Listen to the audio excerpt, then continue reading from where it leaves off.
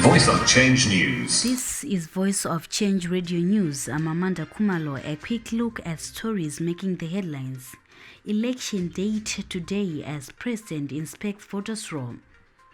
In business news, sanctions eroding value of Zimbabwe dollar, AFDB. In regional and international news, bond with Nigeria unbreakable Vice President. In sports news, mayhem at Nat.Sports Stadium as ref injured by missile from frustrated fans. The news in detail. President Mnangagwa has called on Zimbabweans to go and inspect the voters' roll to ensure their details are correctly captured. The president said this yesterday after checking his details together with the First Lady, Amai Auxilia Mnangagwa, at Sherwood Primary School in Kwekwe, and ahead of his expected proclamation of the election's date today.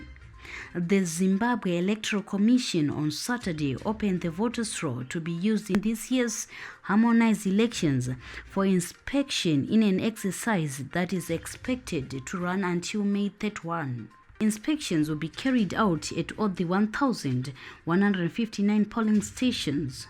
On Saturday, ZEC Chief Elections Officer Mr. Utwele Slaigwana said the exercise could be extended in some centers. The centers will be open between 7 a.m. and 7 p.m. and people are required to bring a national identity card, metal, plastic or waiting pass with the holder's picture or a valid Zimbabwean passport.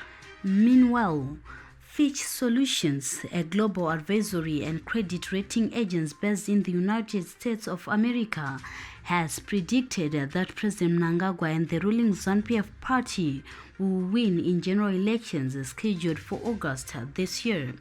In its new report, Fitch Solutions said the opposition Triple C, led by Mr. Nelson Chamisa, will win key votes in low-income urban areas, but ZANU-PF will win the overall vote due to overarching resources and the advantage of duty.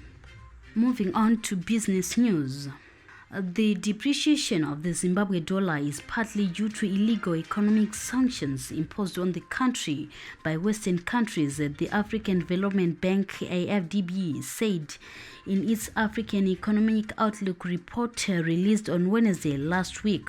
Zimbabwe has been reeling under sanctions since the turn of the new millennium, and the economic embargoes have prevented the country from accessing concessional lines of credit from global financial institutions to support its balance of payment position.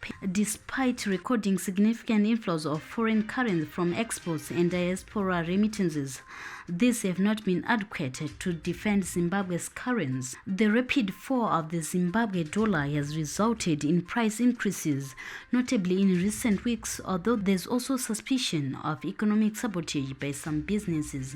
In news beyond our borders, Zimbabwe and Nigeria share common developmental aspirations that the Second Republic is nurturing in the spirit of Pan-Africanism to enhance the fraternal relations developed between the two countries during the days of the liberation struggle, Vice President Dr. Constantino Chiwenga has said.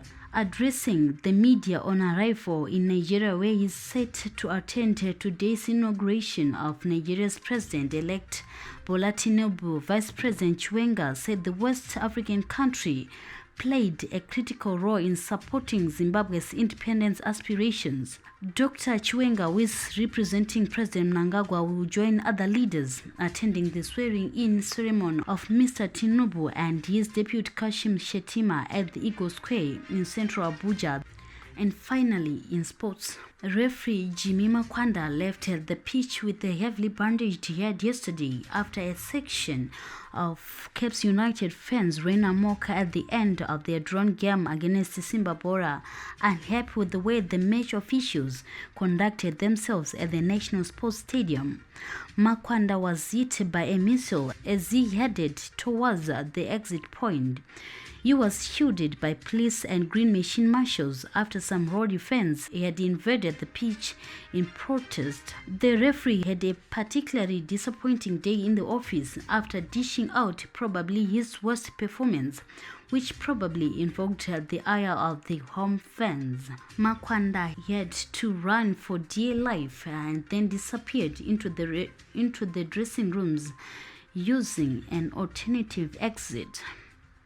Although Caps United coach Lloyd Tembe was not amused by the refereeing of the day, he was also not happy with the fans' reaction. Chitembe described Makwanda's performance as comical. That brings us to the end of this bulletin. Voice of Change News.